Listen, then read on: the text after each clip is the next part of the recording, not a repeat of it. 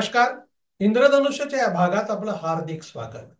आज आपल्या भेटीला येत आहेत धाराशिव येथील ज्येष्ठ पत्रकार, कवी, राजकीय विश्लेषक, उत्तम वक्ते रवींद्र केसकर. धाराशिव जिल्ह्यातल्या जेवढ्या विधानसभा मतदारसंघ आहेत त्यात पूर्वी काय स्थिती होती, आत्ताची काय स्थिती आहे, किती उमेदवार रिंगणामध्ये आहेत आणि पहिल्या टप्प्यामध्ये एकूण जिल्ह्याचं चित्र काय आहे ते आपण समजून घेणार आहोत.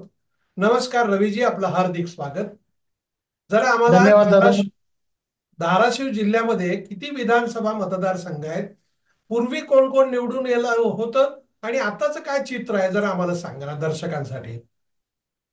दादा 2009 साली आपल्याकडे मतदारसंघाची पुनर्रचना झाली. बरोबर. हं.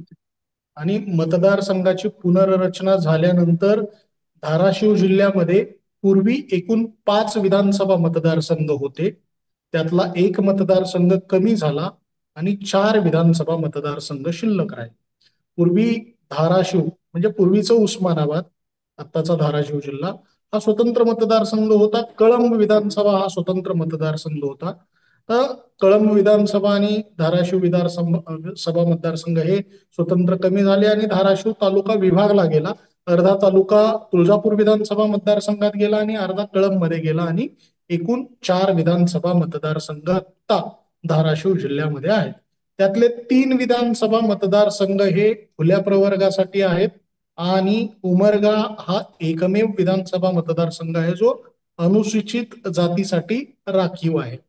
तर या एकूण 4 विधानसभा मतदारसंघासाठी आत्ता या घडीला म्हणजे कालमध्ये आहेत असं आपण म्हणू शकतो याचं कारण काय, तर 4 नोव्हेंबरला उमेदवारी पाठीमागं घेण्याचा अखेरचा दिवस आहे. या बरोबर. 164 निवडणूक लढवू इच्छिणाऱ्या उमेदवारांपैकी नेमके किती जण रणांगणात टिकतात हे 4 नोव्हेंबर नंतर स्पष्ट होईल. मात्र आता जर आपण आकडेवारी पाहायला गेलं तर सर्वाधिक संख्या जी आहे ती तुळजापूर विधानसभा मतदारसंघात राहिली आहे. तर तुळजापूर विधानसभा मतदारसंघात आता 51 उमेदवार आहेत. त्या पाठोपाठ 43 उमेदवार आहेत उस्मानाबाद विधानसभा मतदारसंघात. त्या पाठोपाठ परंडा विधानसभा मतदारसंघामध्ये 42 आणि राखीव असलेल्या उमरगा विधानसभा मतदारसंघामध्ये 28 शिल्लक आहेत.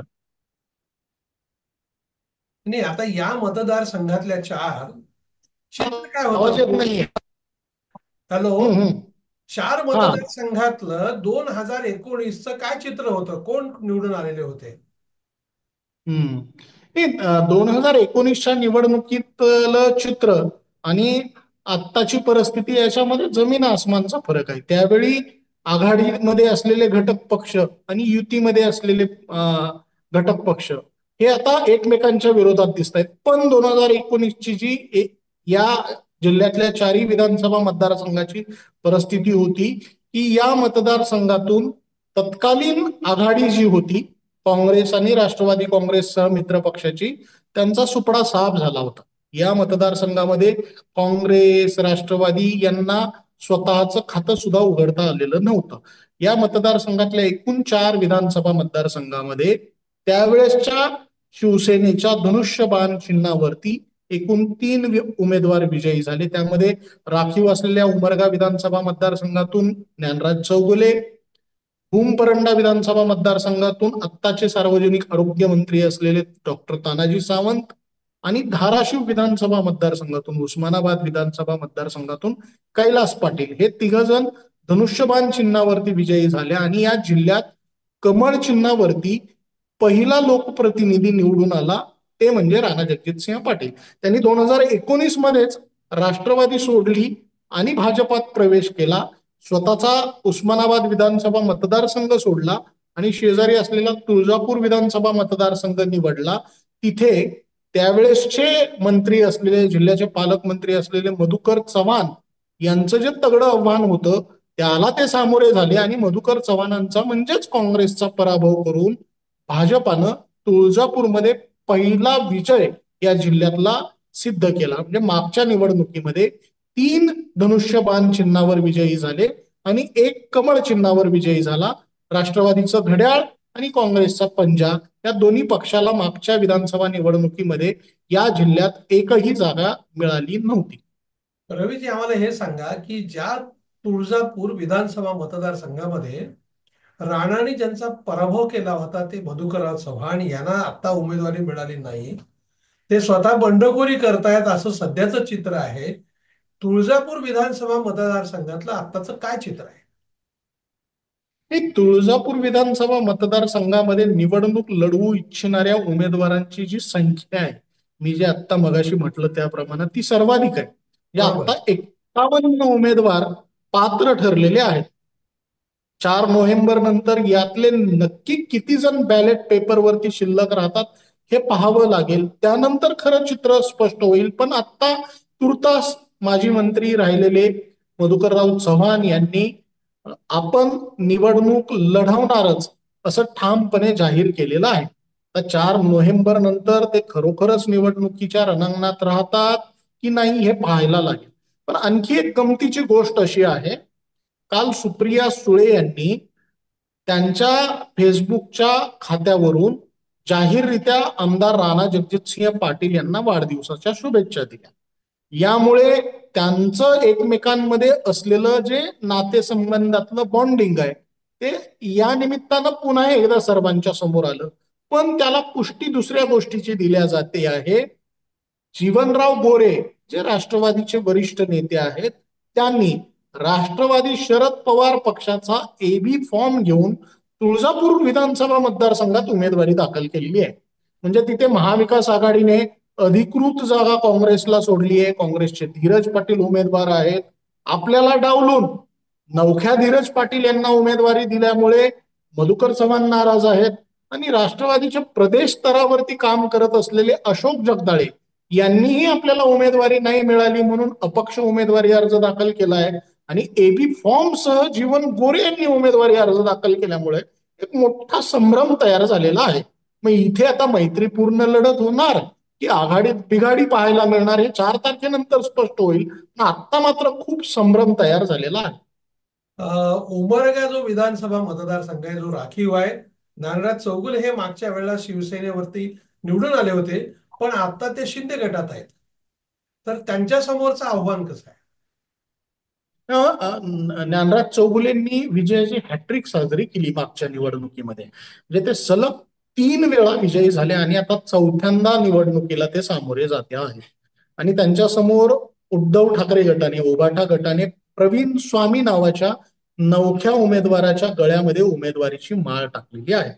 आता मधल्या काळात जे नरेटिव्ह पुश केले गेलेले होते, खोके, गद्दार वगैरे, या गोष्टींची चर्चा तुलनेनं आता कमी जाणवते आहे. आणि ज्ञानराज चौगुले यांनी ज्या पद्धतीचा विकास निधी या भागात खेचून आणलेला आहे आणि इथल्या स्थानिक पदाधिकारी आणि कार्यकर्त्यांनी त्या निधीच्या माध्यमातून जी कामं केली, त्यामुळे कार्यकर्त्यांमध्ये ज्ञानराज चौगुले यांच्याबद्दल असलेली आत्मीयता, त्यांच्या एकूण कामाबद्दल समाधान दिसून येतंय. तर सर्वसामान्य नागरिकांचा कौल नक्की काय हे निवडणुकीनंतरच स्पष्ट होईल. परंतु त्यांच्या समोर असलेला जो उमेदवार आहे आत्ताचा प्रवीण स्वामी, हे नवखे आहेत. आणि अजून एक त्यातला वेगळा भाग किंवा वेगळा दुवा म्हणूयात, त्या मतदारसंघामध्ये दलित मतदार किंवा आपण थेट बोलायचं झालं तर दलितांमधला नवबौद्ध असेल किंवा मातंग समाज असेल, हा घटक मोठा आहे. आणि या सगळ्यांनी ही प्रवीण स्वामींची उमेदवारी जाहीर होण्यापूर्वी एकत्रित बैठक घेतली आणि राखीव असलेल्या, म्हणजे अनुसूचित जातीसाठी राखीव असलेल्या या विधानसभा मतदारसंघातून आम्हाला, म्हणजे नवबौद्ध असेल किंवा जो दलित आहे त्याला टाळून किंवा त्याला वगळून अन्य कोणाला जर उमेदवारी दिली तर आम्ही महाविकास आघाडीच्या सोबत असणार नाहीत, आम्हाला गृहीत धरू नये असं जाहीर बैठकीमध्ये त्यांनी ठरवलं. त्यामुळे हा जो दुवा आहे हा सुद्धा या निवडणुकीमध्ये कितपत काम करतो हे पाहायला लागेल. पण आता तिथे उबाटा गटाचा जो उमेदवार आहे तो नवखा असला तरी ओमप्रकाश राजे निंबाळकर, जे लोकसभेला मोठ्या मताधिक्यानं निवडून आले, त्यांच्या एकूण प्रचारामुळे किंवा त्यांच्या ताकदीमुळे प्रवीण स्वामींना किती बळ मिळतं हे नंतरच्या काळात आपल्याला कळेलच. तुमचा जो धाराशिव मतदारसंघ आहे त्यात कैलास पाटील आमदार आहेत. त्यांचाही संपर्क हा मतदारांशी अतिशय चांगला आहे. त्या मतदारसंघातलं काय चित्र आहे? धाराशिव विधानसभा मतदारसंघ हा डॉक्टर पद्मसिंह पाटील यांचा बालेकिल्ला राहिलेला मतदारसंघ आहे. हे त्याची प्रचिती आपल्याला आत्ता झालेल्या लोकसभा निवडणुकीमध्ये सुद्धा आलेली आहे. आणि शरद पवारांना मानणारा मतदार पण या मतदारसंघात मोठ्या संख्येनं आहे. त्या मागच्या वेळी अचानक राणा जगजितसिंह पाटील यांनी हा मतदारसंघ सोडला आणि ते तुळजापूरला जाऊन भाजपाच्या कमळ चिन्हावर लढले. मग इथे ऐनवेळी मतदार कोण? तर मग भाजपमध्ये असलेले संजय कांबळे ऐनवेळी राष्ट्रवादीमध्ये आले आणि घड्याळ चिन्हावरती कैलास पाटील यांच्या विरोधात त्यांनी निवडणूक लढवली आणि त्यांनी थोडे थोडके नव्हे 78,000 मतं घेतली. म्हणजे विजयाच्या जवळ जाण्यासाठी त्यांना साधारणपणे 16-16.5 हजार मतं कमी पडली आणि कैलास पाटील विजयी झाले. आता लोकसभेच्या निवडणुकीमध्ये अर्चना पाटील यांना घड्याळ चिन्हावरती या मतदारसंघात मिळालेली मतं 80,000च्या घरात आहे. म्हणजे मराठा आंदोलनामुळे डिवाइड झालेला मतदार, संविधानाचं जे नरेटिव्ह पुश केलं गेलेलं होतं त्याच्यामुळे दलित मुस्लिम मतदार हे सगळे दूर असताना सुद्धा राणा जगजितसिंह पाटील यांच्या वाट्याला आलेली ही जी मतं आहेत, अर्चना पाटील यांच्या वाट्याला आली, ही खूप बोलकी आहे. आत्ता धाराशिव मतदारसंघामध्ये काय, कैलास पाटील यांची उमेदवारी खूप अगोदर जाहीर झाली. त्यांना पुरेसा वेळ मिळालेला आहे. शांत, उपलब्ध असलेला निष्ठावान व्यक्ती अशी त्यांची एकूण सगळ्या मतदारसंघामध्ये ओळख आहे. पण त्यांच्या समोर आव्हानं कोण आहेत? तर ओमप्रकाश राजे निंबाळकर यांचे चुलत बंधू आणि धाराशिवचे माजी नगराध्यक्ष मकरंद राजे निंबाळकर यांनी अपक्ष उमेदवारी अर्ज दाखल केलेला आहे. ते ठाकरे सेनेचे सहसंपर्क प्रमुख आहेत. आता त्यांचा उमेदवारी अर्ज हा महाविकास आघाडीला किती धक्का देतो हे पाहावं लागेल. किंवा तो जो उमेदवारी अर्ज आहे तो राहणार की 4 नोव्हेंबर नंतर निघणार हेही त्यानंतरच स्पष्ट होईल. पण त्यांची उमेदवारी ही सध्या कैलास पाटील यांच्या समोरचं सगळ्यात मोठं आव्हान आहे. महायुतीनं नवखा उमेदवार दिलाय असं म्हणूयात. नवखा उमेदवार म्हणजे मागच्या वेळेला अपक्ष शिवसेनेमध्ये असलेले अजित पिंगळे यांनी ऐनवेळी उमेदवारी कैलास पाटील यांना मिळाली आणि अपक्ष निवडणूक लढवली. शिट्टी हे चिन्ह त्यांनी घेतलं आणि शिट्टी हे चिन्ह त्यांनी घेतलं आणि शिट्टी चिन्हावरती अजित पिंगळे यांनी घेतलेली मतं दखलपात्र आहेत. 22,000 मतं त्यांना मिळाली. त्या अजित पिंगळेंना आता महायुतीनं उमेदवारी दिलेली आहे. भाजपमध्ये असलेले अजित पिंगळे ऐनवेळी शिंदे सेनेत गेले आणि धनुष्यबाण घेऊन आता ते निवडणुकीला सामोरे जात आहेत. पण मग शिंदे सेनेच्या इथले जिल्हा प्रमुख सूरज साळुंखे त्यांनीही उमेदवारी दाखल केलेली आहे. इथले जिल्हा संघटक सुधीर पाटील त्यांनीही उमेदवारी दाखल केलेली आहे. ही सगळी आव्हानं मोडून काढत अजित पिंगळे यांना आमदार राणा जगजितसिंह पाटील यांचं किती पाठबळ मिळणार, ती मतं सगळी अजित पिंगळे यांच्याकडे शिफ्ट होणार का?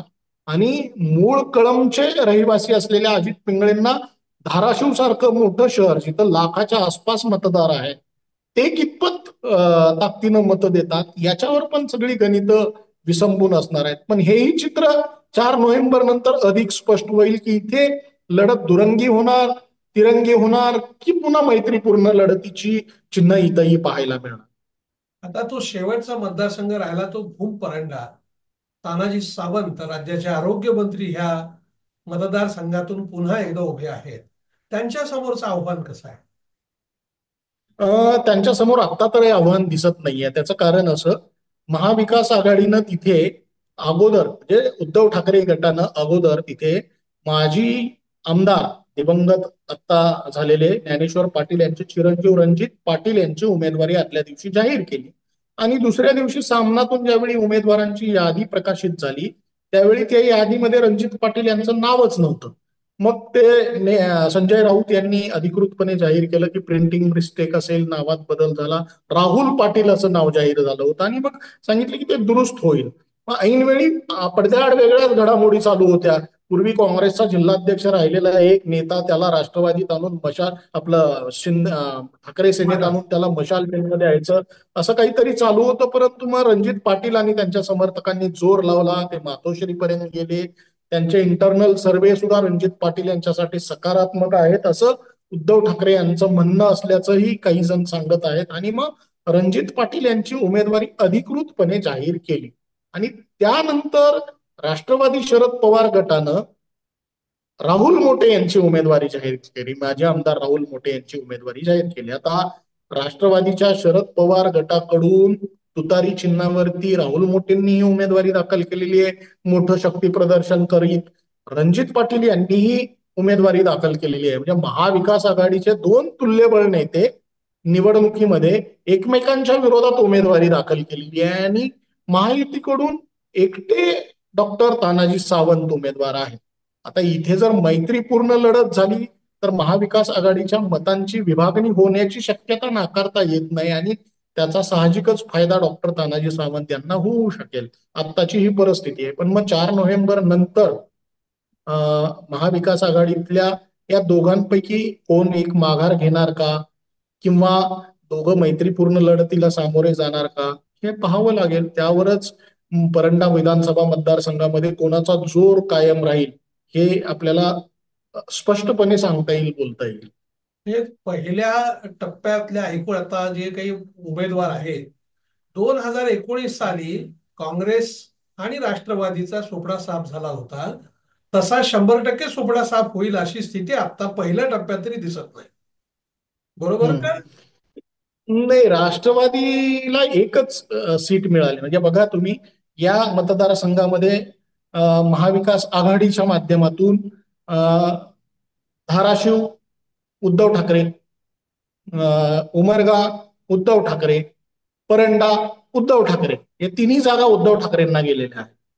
फक्त परंड्यामध्ये एक जागा जी आहे ती मैत्रीपूर्ण लढत होणार की ऐनवेळी काय बदललं जाणार ते पाहावं लागेल. तिथे राष्ट्रवादीनं उमेदवार दिलेला आहे.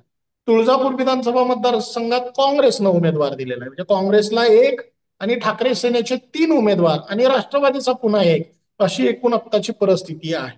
राष्ट्रवादीचा उमेदवार राहिला आणि जिंकला तर राष्ट्रवादी जिंकली असं आपल्याला म्हणता येऊ शकेल. पण राष्ट्रवादीला उमेदवारीच नाही मिळाली तर या जिल्ह्यामध्ये, राष्ट्रवादीला जर उमेदवारीच नाही मिळाली तर या जिल्ह्यामध्ये तुतारी हे चिन्ह बॅलेट युनिटवरती पाहायलाच मिळणार नाही, अशी पण एक परिस्थिती आहे आत्ताची. रवीजी, तुम्ही फार पहिल्या टप्प्यातले विश्लेषण अतिशय चांगलं केलंय. आता 4 नंतर जी परिस्थिती राहील आणि शेवटच्या टप्प्यामध्ये काय चित्र राहील, पुन्हा एकदा आपण दर्शकांना नक्की सांगूया. आपण वेळ दिला त्याबद्दल मनापासून आभार. धन्यवाद. धन्यवाद दादा, धन्यवाद. दर्शक हो, आपल्याला हा जर व्हिडिओ आवडला असेल तर तो लाईक करा, फॉरवर्ड करा व सबस्क्राईब करा.